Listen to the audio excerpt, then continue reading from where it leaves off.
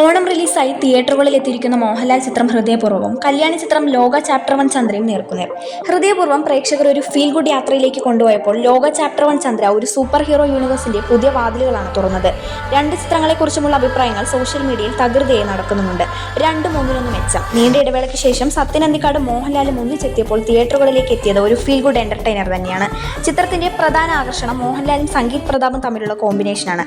ആശീർവാദ് സിനിമാസിന്റെ ബാനറിൽ ഒരുങ്ങിയ ചിത്രത്തിൽ ലാലു, അലക്സ്, മാളവിക മോഹൻ, സിദ്ദിഖ്, ബാബുരാജ് തുടങ്ങിയ വലിയൊരു താരനിര തന്നെയുണ്ട്.